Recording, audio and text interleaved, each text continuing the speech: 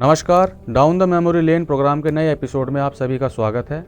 आज हमारे मेहमान हैं एसीपी श्री सुभाष वत्स, जो ईस्ट डिस्ट्रिक्ट में एज एजीपी मयूर विहार का कार्य देख रहे हैं और इस महीने रिटायर होने जा रहे हैं। सर ने 1989 में as sub inspector Delhi police को ज्वाइन किया। 2006 में वे इंस्पेक्टर प्रमोट हुए और 2018 में वे एसीपी बने। अपने लगभग 39 साल के टेन्योर में उन्होंने स्पेशल सेल और क्राइम ब्रांच जैसी यूनिट्स में काम किया और सन 2007 में स्पेशल सेल की पोस्टिंग के दौरान उन्हें गैलेंट्री अवार्ड से नवाजा गया और मोर देन 100 रिकमेंडेशन रोल्स उन्हें कमिश्नर ऑफ पुलिस द्वारा प्रदान किए गए हैं। आइए जानते हैं सर के दिल्ली पुलिस के एक्सपीरियंस के बारे में। सर बहुत बहुत स्वागत है आपका। Thank you, welcome. बहुत अच्छा लग रहा है। कैसा महसूस कर रहे हैं? बहुत अच्छा लग रहा है।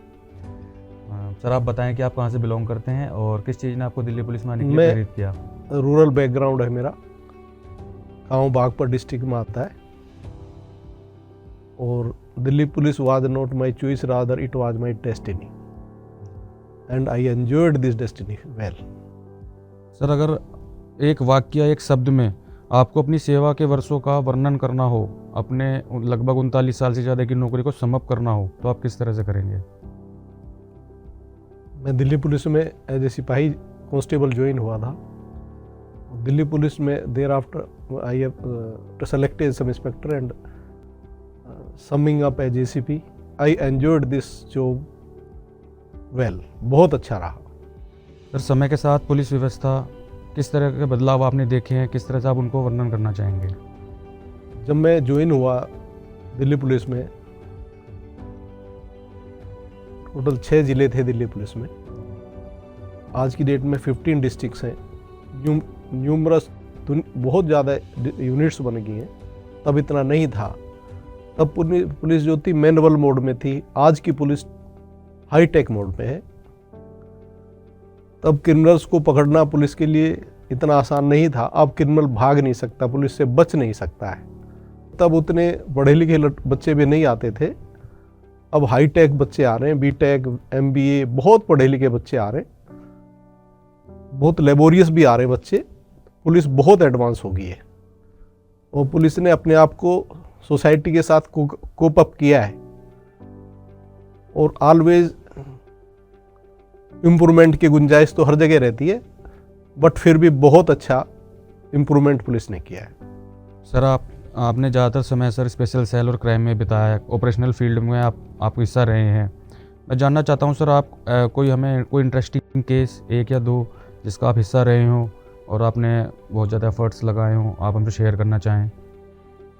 मेरा maximum period special cell crime branch का रहा है और मेरा टेस्ट भी ऑपरेशनल पुलिस का है।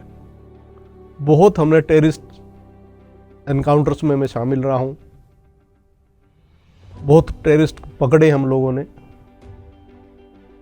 और कश्मीर से तमिलनाडु तक ऑल इंडिया में हम लोगों ने रेड्स की। बहुत अच्छे अच्छे क्रिमिनल्स, बहुत अच्छे नोटोरियस क्रिमिनल्स, नोटोरियस टेररिस्ट हम लोगों ने पकड़े, जिनमें न्यूमरस केसेस हैं जो ऑलवेज इंटरेस्टिंग थे। उनको पकड़ना बहुत हॉट चीज होता था। फिर भी मैं कहूँगा एक बहुत नोटोरियस क्रिमिनल था दिल्ली का, तरुणपुरी केस था 1997 का। एक 5 साल के बच्चे को दिल्ली के गोल्फ लिंक इलाके से छीन लिया गया था उसकी माँ से। तरुणपुरी नाम था उसका। उसमें जो सबसे टॉप मोस्ट क्रिमिनल था संजय बंटी, वो 2006-07 तक नहीं पकड़ा गया था 97 से। उसको हमने पकड़ने के लिए कम से कम 6-7 महीने हमने उसको चेज किया और उसको फिर हमने पकड़ा। बहुत सेटिस्फैक्शन रहा उसका। ये बहुत अच्छा केस था। इसके अलावा एक केस था, यूपी का एक एमएलए का मर्डर किया था मुख्तार अंसारी गैंग ने। बीजेपी का एमएलए था वो, और वो केस मुलायम सिंह सरकार थी यूपी में। मुख्तार अंसारी सरकार का एसोसिएट था, मेंबर था, क्लोज हो गया था। उसका केस का सबसे नोटोरियस मेंबर था